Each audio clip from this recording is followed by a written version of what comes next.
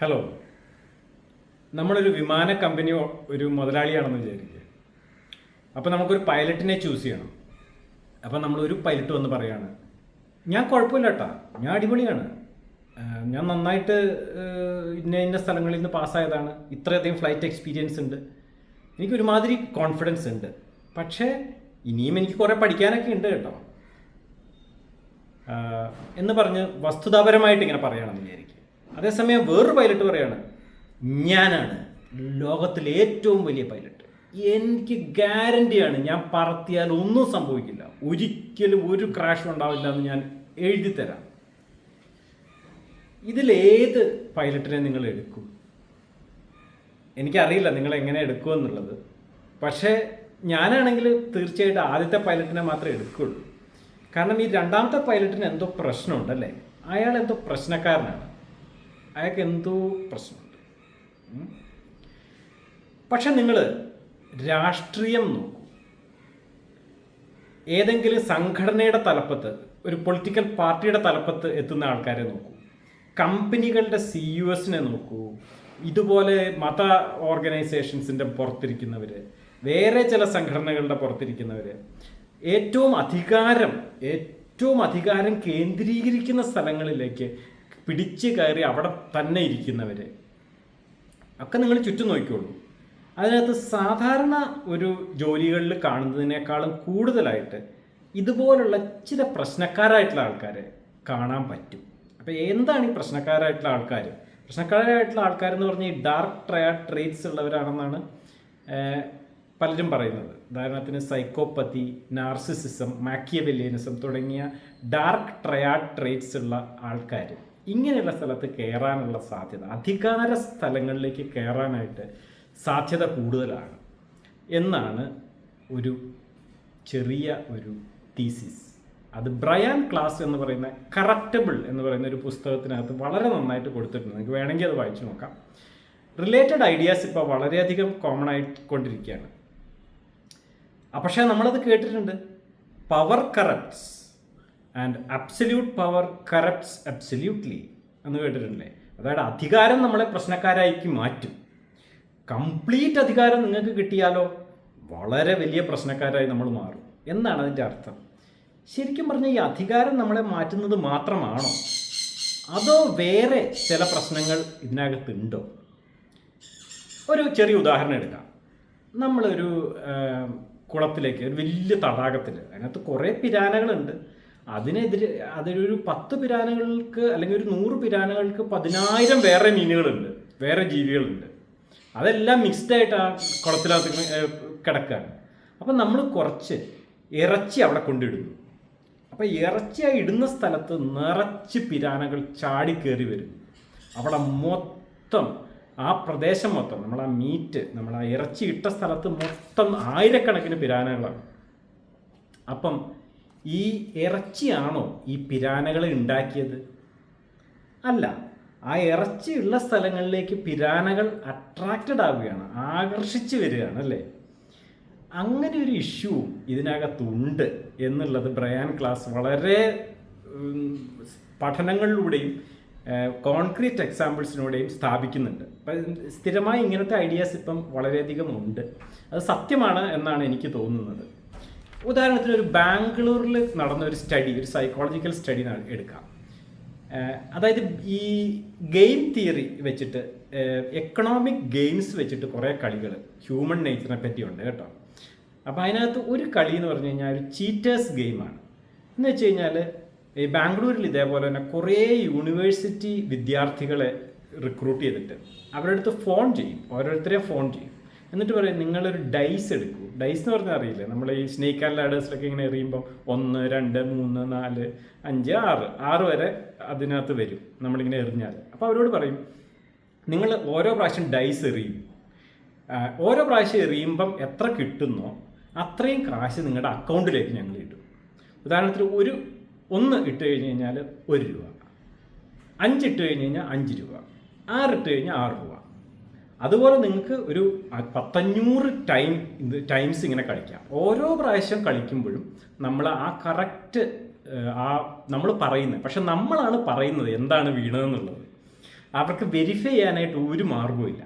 അപ്പം നമ്മൾ പറയുമ്പം നമ്മൾ സത്യസന്ധമായിട്ട് പറയണം, അതവർ വിശ്വസിക്കും. അപ്പോൾ കുറേ പേര് നുണ പറയും അല്ലേ? അപ്പോൾ ഈ നുണ പറയുന്നത് നമുക്ക് മനസ്സിലാക്കാനായിട്ട് പറ്റുമോ? പറ്റും. കാരണം സ്റ്റാറ്റിസ്റ്റിക്കലായിട്ട് ആരൊക്കെ ചീറ്റ് ചെയ്യുന്നതെന്ന് ഏകദേശം കൃത്യമായിട്ട് നമുക്ക് മനസ്സിലാക്കാനായിട്ട് സാധിക്കും എന്നുള്ളതാണ്. അപ്പോൾ അവർ നോക്കിയപ്പം ഒരു വളരെ വളരെ രസകരമായൊരു കാര്യം കണ്ടെത്തി. അതായത് കുറേ പേര് നന്നായിട്ട് നുണ പറയും. എന്നിട്ട് ഈ എല്ലാ സ്റ്റുഡൻസിനോടും അവസാനം ചോദിച്ചു, നിങ്ങൾക്ക് ഏത് മേഖലയിലാണ് ജോലി ചെയ്യേണ്ടത് എന്ന് ചോദിച്ചു. അപ്പോൾ പലരും പറഞ്ഞു ഗവൺമെൻറ് മേഖലയിൽ ജോലി ചെയ്യണം, പ്രൈവറ്റ് ജോലി ചെയ്യണം, അല്ലെങ്കിൽ ബിസിനസ് തുടങ്ങണം, കൃഷി ചെയ്യണം, അങ്ങനെ പലതരം ഉണ്ട്. പക്ഷേ ഈ ഗവൺമെൻറ് ജോലി വേണം, ഇന്ത്യയിൽ ബാംഗ്ലൂരിൽ ഗവൺമെൻറ് ജോലി വേണം എന്ന് പറഞ്ഞ ഗ്രൂപ്പുകളിൽ ഇതേപോലെ ചീറ്റേഴ്സ് വളരെ അധികമായിരുന്നു. അപ്പോൾ അതെന്തുകൊണ്ടാണ്? അപ്പോൾ ഗവൺമെൻറ് ജോലിക്കാരെല്ലാം ചീറ്റേഴ്സ് ആണെന്നല്ല ഞാൻ പറയുന്നത്. ഇന്ത്യയിൽ ഇതുപോലെ ചീറ്റ് ചെയ്യാനായിട്ടും അത്ര ഈ സത്യസന്ധത അത്ര വലിയ ഗുണമാണ് എന്ന് വിചാരിക്കാത്തതുമായിട്ടുള്ള ആൾക്കാർക്ക് ഗവൺമെൻറ് ജോലിയോട് ചെറിയൊരു പ്രതിബദ്ധത കൂടുതൽ ഉണ്ടാവാനായിട്ട് സ്റ്റാറ്റിസ്റ്റിക്കലി ഇട്ടോ, എല്ലാവരുമല്ല, സ്റ്റാറ്റിസ്റ്റിക്കലി അതിന് കൂടുതലുണ്ട്. അത് വേറെയും ഒരു സ്റ്റഡി ഇത് ശരിവെച്ചിട്ടുണ്ട്. ഇതേപോലെ തന്നെ ഒരു മണി മാനേജ്മെൻറ്റ്, കാശ് മാനേജ് ചെയ്യുന്ന ഒരു ഗെയിം ഇതേപോലെ തന്നെ ഇന്ത്യയിൽ കളിച്ചപ്പോൾ ഈ കാശ് മാനേജ് ചെയ്യുന്ന ഒരു ഗെയിമാണ്. പക്ഷെ അതിൻ്റെ ഇടയ്ക്ക് നമുക്ക് വേണമെങ്കിൽ കാശ് അടിച്ചു മാറ്റാനുള്ള ഒരു പ്രൊവിഷൻ ഉണ്ട്. അതിനകത്ത് കൂടുതൽ കാശ് അടിച്ചു മാറ്റുന്ന ഗ്രൂപ്പ് ഈ ഗവൺമെൻറ് ജോലി വേണം എന്ന് പറഞ്ഞ ഗ്രൂപ്പാണ് എന്ന് കണ്ടുപിടിച്ചിട്ടുണ്ട്. അപ്പം നമ്മൾ വിചാരിക്കും ഓക്കെ, ഗവൺമെൻറ് ജോലിയുടെ ഒരു പ്രശ്നമാണോ ഇത്? അങ്ങനെയല്ല. ഇതിന് മുമ്പ് ചില സ്റ്റഡികൾ ഇത് ഇൻ്റർനാഷണലായിട്ട് കളിച്ച് നോക്കിയിട്ടുണ്ട്. പല നേഷൻസിനെയും ഇത് പഠിച്ചിട്ടുണ്ട്. ഈ ഡെൻമാർക്ക്, സ്വിറ്റ്സർലാൻഡ് പോലെയൊക്കെയുള്ള, സ്വീഡൻ പോലെയൊക്കെയുള്ള Scandinavian countries, well developed systems ഉള്ള കൺട്രീസിൽ അവിടെയുള്ള ആൾക്കാർ വളരെ ഓണസ്റ്റായിട്ടുള്ള സത്യസന്ധരായിട്ടുള്ള ആൾക്കാരാണ് അവിടെ ഗവൺമെൻറ് ജോലിക്ക് നോക്കുന്നവർ. അപ്പം നിങ്ങൾ ആലോചിച്ച് നോക്കി അതെന്തുകൊണ്ടായിരിക്കും? കാരണം അത് കയറുന്നവർക്ക് തന്നെ അറിയാം അവിടെയുള്ള ഗവൺമെൻറ് ജോലിയിൽ നല്ല സിസ്റ്റംസ് ഉണ്ട്. അപ്പോൾ അവിടെ നമുക്ക് കാശ് അടിച്ചു മാറ്റാനോ കറപ്ഷൻ ചെയ്യാനോ സാധിക്കില്ല. അപ്പോൾ അവിടെ വരുന്നത് ഒരു ജെന്യുവിനായിട്ടും ആൾക്കാരെ നല്ലൊരു ജോലി വേണം, അത് നമുക്ക് രാഷ്ട്രത്തെ സേവിക്കണം. ഈ രണ്ട് കാര്യങ്ങൾക്ക് വേണ്ടി മാത്രമാണ് അവിടെ ആൾക്കാർ ഇത് ചൂസ് ചെയ്യുന്നത്. അപ്പോൾ ശരിക്കും പറഞ്ഞു കഴിഞ്ഞാൽ ചില സെറ്റപ്പുകളിലേക്ക് കയറുന്നവരെ പ്രശ്നക്കാരാണ് എന്നുള്ള ഒരു ഭയങ്കര ഇതാണ് അവിടെ ഇരിക്കുന്നത്. അപ്പം എന്തുകൊണ്ടായിരിക്കും ഇത്? അതായത് ഈ അധികാര സ്ഥാനത്തിലേക്ക് വരുന്നവർ നമ്മൾ തന്നെയാണല്ലോ അധികാര സ്ഥാനത്തിലേക്ക് അവരെ പതുക്കെ കയറ്റുന്നത്. രണ്ട് ഇഷ്യൂസാണുള്ളത് ഇതിനകത്ത്. ഏറ്റവും ബ്രാഷായിട്ടുള്ള, ഏറ്റവും കോൺഫിഡൻസ് കാണിക്കുന്ന, ഏറ്റവും ഇതുപോലെയുള്ള മറ്റുള്ളവരെ അടിച്ചമർത്താനായിട്ടുള്ള ത്വര ഉള്ളവരെ പൊക്കാനായിട്ട് നമുക്ക് പരിണാമപരമായിട്ട് നമുക്കൊരു ചെറിയൊരു ഇതുണ്ട് എന്നാണ് ബ്രയൻ ക്ലാസ് പറയുന്നത്.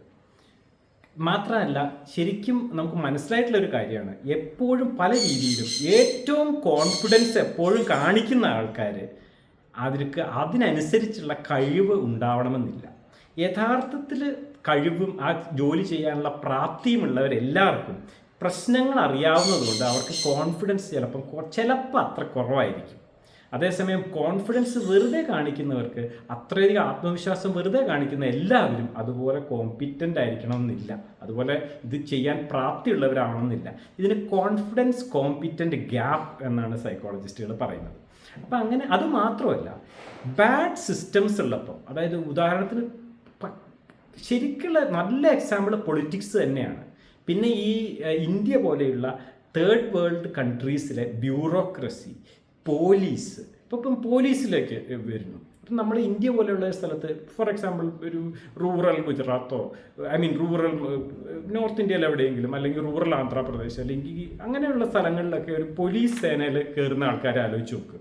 ഭയങ്കര പാടാണല്ലേ അവിടെ കയറിയിട്ട് സർവൈവ് ചെയ്യാനായിട്ട്. അപ്പം 3 ഇഷ്യൂസാണ് ഇവിടെ ഉള്ളത്. ഇതിനകത്ത് പോലീസ് സേനയിൽ കയറി പറ്റണം എന്നുള്ളവർ ആ അധികാര സ്ഥാനം കിട്ടിക്കഴിഞ്ഞാൽ ആ അധികാരം ഉപയോഗിച്ച് പവർ ആൾക്കാരുടെ മേലെ പ്രയോഗിക്കുന്നതിൽ ഒരു പ്രത്യേക ആനന്ദവും സന്തോഷവും കണ്ടെത്തുന്നവരായിരിക്കാം ഒന്ന്. അപ്പോൾ അതിൽ നിന്ന് പ്രോഫിറ്റ് ചെയ്യാമെന്ന് വിചാരിക്കുന്നവരായിരിക്കും. അത് 2. പിന്നെ ഒരു 100 പേര് കയറി കഴിഞ്ഞ് കഴിഞ്ഞാൽ ആ സിസ്റ്റം റിവാർഡ് ചെയ്യുന്നത് ആരെയാണ്? ഈ പ്രശ്നക്കാരെയാണ്. അപ്പം വളരെ നല്ലവർ അതിനകത്ത് കയറി എന്ത് പറ്റും? പതുക്കെ പതുക്കെ അവർ ഒന്നുകിൽ അവർക്ക് പ്രൊമോഷൻ കിട്ടാതിരിക്കും, അല്ലെങ്കിൽ അവർ ജോലി വേണ്ടാന്ന് വെച്ച് പോകും. അപ്പം ഒന്നുകിൽ അവർക്ക് തന്നെ മാറേണ്ടി വരും. അപ്പം പവർ റിയലി കറപ്റ്റ്സ്. അതുമാത്രമല്ല, നല്ല ആൾക്കാർക്ക് പൊങ്ങാനും പറ്റാതെ വരും. അപ്പം ഏറ്റവും മുകളിൽ വരുന്നവർ പലപ്പോഴും പ്രശ്നക്കാരായേക്കാം. ഇത് ഭയങ്കര ഇഷ്യൂ ആണിത്. ആക്ച്വലി ഇത് ലോകം മൊത്തമുള്ള ഇഷ്യൂ ആണ് കേട്ടോ. ഇത് ഇന്ത്യയുടെ മാത്രം പ്രശ്നമൊന്നുമല്ല. ഇതിനെ എങ്ങനെ മറികടക്കാം? ഇതിന് ഒരേ ഒരു വിധമേ ഉള്ളൂ മറികടക്കാൻ. അതായത് ഈ സിസ്റ്റംസ് അഥവാ സംവിധാനങ്ങൾ ഇതിനു വേണ്ടി ഈ നല്ല ആൾക്കാരെ പൊക്കാനായിട്ട് നന്നായിട്ട് ശ്രമിക്കണം. അങ്ങനെയുള്ള സംവിധാനങ്ങൾ വരണം എന്നുള്ളതാണ്. അങ്ങനെ ഇവോൾവ് ചെയ്ത് വന്നിട്ടുള്ള ഒരു സംവിധാനമാണ് ഡെമോക്രസി എന്ന് നമുക്ക് ഒരു തരത്തിൽ നോക്കിക്കഴിഞ്ഞാൽ പറയാം. കാരണം നമുക്ക് പണ്ട് മുതലേയുള്ള ഹിസ്റ്റോറിക്കലായിട്ട് നമുക്കറിയാം, ഒരു അക്കൗണ്ടബിലിറ്റി ഇല്ലാതെ നമ്മൾ ഒരു തരത്തിലും അവർക്ക് തിരിച്ച് ഫീഡ്ബാക്ക് കിട്ടാത്ത അധികാര സ്ഥാനത്തിലിരിക്കുന്നവർ പതുക്കെ പതുക്കെ ഭയങ്കര പ്രശ്നക്കാരാവും എന്നുള്ളത് അറിയാവുന്നത് കൊണ്ട് കോടതികൾ, തെരഞ്ഞെടുപ്പുകൾ, ഫ്രീ മീഡിയ തിരിച്ചു പറയുന്നു, പൊതുജനങ്ങളുടെ അഭിപ്രായത്തിന് വില കൽപ്പിക്കുന്നു. അതുപോലെ തന്നെ ഇടയ്ക്കിടയ്ക്ക് തെരഞ്ഞെടുപ്പ് വന്നും അല്ലെങ്കിൽ ബഹളങ്ങൾ വന്നും ആൾക്കാരെ മാറ്റുന്നു. ഇങ്ങനെയുള്ള ഇഷ്യൂസൊക്കെ വന്നിട്ട് ആ സിസ്റ്റം നല്ല മച്ചുറായി കഴിഞ്ഞ് കഴിഞ്ഞാൽ പ്രശ്നക്കാർ ഒരു പരിധി വരെ ഒഴിവാക്കാനായിട്ടും നല്ല ആൾക്കാരെ പ്രൊമോട്ട് ചെയ്യാനായിട്ടും സാധിക്കും എന്നുള്ളതാണ് ഒരു കാര്യം. ഉദാഹരണത്തിന് ഇവിടെ പോലീസ് ശരിക്കും വളരെ നല്ലൊരു പോലീസ് സേനയാണെങ്കിൽ, ഇവിടുത്തെ സിസ്റ്റംസ് അതിനനുസരിച്ച് ഒരു തരത്തിലുള്ള കറപ്ഷനും സാധിക്കാത്ത നല്ല ആൾക്കാരെ റിവാർഡ് ചെയ്യുന്ന ഒരു പോലീസ് സേനയാണെങ്കിൽ നാച്ചുറലി നല്ല ആൾക്കാർ കൂടുതൽ വരികയും നല്ല ആൾക്കാർ പ്രൊമോട്ട് ചെയ്യുകയും നല്ല ആൾക്കാർ മുകളിൽ കയറുകയും ചെയ്യും.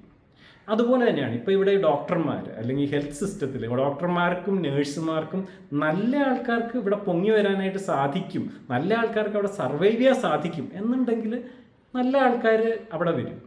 അതേസമയം ചെറിയ ചെറിയ പ്രശ്നങ്ങൾക്ക് ഭയങ്കരമായിട്ട് പീഡിപ്പിക്കുന്ന, അതിലൊന്നും പ്രശ്നമില്ലാത്ത, എന്ത് വന്നാലും യാതൊരു ആര് മരിച്ചാലും രോഗി മരിച്ചാലും ഒന്നും ഒരു പ്രശ്നമില്ലാതെ ധൈര്യം, ഒരു മനസാക്ഷി ഇല്ലാതെ ഇരിക്കുന്ന, എത്ര ആൾക്കാരെ ആക്രമിച്ചാലും ഒരു കൂസലും ഇല്ലാതിരിക്കുന്ന ആൾക്കാരെയാണ് നമ്മൾ പ്രൊമോട്ട് ചെയ്യുന്നതെങ്കിൽ മറ്റുള്ളവർ പതുക്കെ പതുക്കെ പോവുകയും ഇതുപോലെയുള്ള ഭയങ്കര പ്രശ്നക്കാർ മാത്രം അവിടെ കയറി വരികയും ചെയ്യും എന്നുള്ളതാണ്.